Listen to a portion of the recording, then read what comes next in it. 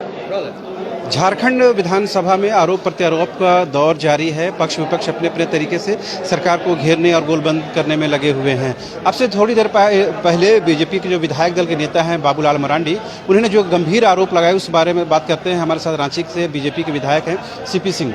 Sir, उन्होंने कहा कि भाषा के मुद्दे पर सरकार जानबूझकर लोगों को लड़ा रही है। तो ऐसी कौन सी सरकार होगी जो अव्यवस्था को उत्पन्न करके शासन करना चाहेगी? आप इस बात को समझा कीजिए। बाबूलाल जी आज बोल रहे होंगे, आज से 20 दिन पहले का भी आप उठाकर आप देखिएगा तो आपको समझ में आएगा कि सीपी सिंह कह रहा है कि ये सरकार द्वारा प्रायोजित है। तो ये भाषा विवाद सरकार जानबूझ के करा रही है, उसमें उसको राजनीतिक लाभ दिख रहा है, राजनीतिक हित सध रहा है। एक बात मैं बता रहा हूँ कि अमित महतो पति पत्नी दोनों ने रिजाइन कर दिया। आज आप नोट कर लीजिए, मैं आज आपको 8 तारीख को मैं अपना वक्तव्य आपके चैनल पर दे रहा हूँ। इस सरकार ने जानबूझ के कराया है, तो अपना जेएमएम ने जानबूझ के कराया है। तो आपका ये कहना कि कौन सी सरकार होगी जो नहीं कराएगा? भैया, राजनीति में बहुत कुछ चलता है, इसलिए ये सब बात कोई नई नहीं है। तो ये भाषा विवाद सरकार द्वारा ही प्रायोजित है, सरकार के इशारे पर हो रहा है, सरकार के खर्च पर हो रहा है। बाबूलाल जी ने यह भी कहा है कि जो अभी सदन के अंदर जो चर्चा होती है उस पर मुख्यमंत्री जी तैयारी करके नहीं आते, होमवर्क करके नहीं आते, इसका एक स्पष्ट उत्तर उनकी तरफ से नहीं मिल पाता है। ऐसी बातें लगती हैं आपको? देखिए, ये बात सही है कि जब आप राजनीतिक क्षेत्र में हैं और एक राज्य का मुखिया है तो स्वाभाविक रूप से हर चीज़ की जानकारी आपको होनी चाहिए और उसके लिए तैयारी करनी पड़ती है, पढ़ना पड़ता है।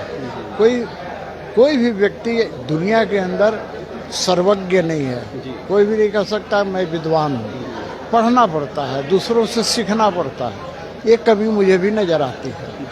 सर, हाल के दिनों में लास्ट सवाल है सर, हाल के दिनों में कांग्रेस में जो इस तरह से एक्टिविटी बढ़ी है, राजनीतिक गतिविधि बढ़ी है, इसका क्या राजनीतिक मायने आप लोग देख पाते हैं? देखिए, कांग्रेस में क्या चल रहा है नहीं चल रहा है ये उनका अंदरूनी मामला है, उससे लेना देना नहीं। हाँ, हलचल है, ये जानकारी हम लोग को भी है, चर्चाएं भी होती है। तो कांग्रेस में देखिए, सत्ता के लोभ ही कांग्रेस है, सत्ता के लोभ में ये लोग फंसे हुए हैं। लेकिन कांग्रेस के लोगों का क्या हश्र हो रहा है ना, ये कहना बड़ा मुश्किल है।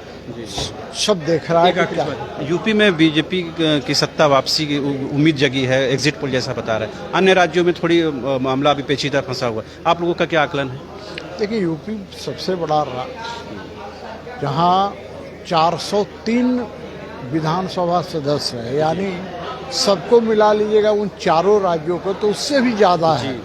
यूपी में भाजपा का जितना ही चाहिए, क्योंकि जिस प्रकार लॉ एंड ऑर्डर की व्यवस्था उन्होंने ठीक रखा, विकास के कार्य किया है, वैसी स्थिति में भाजपा को आना ही चाहिए।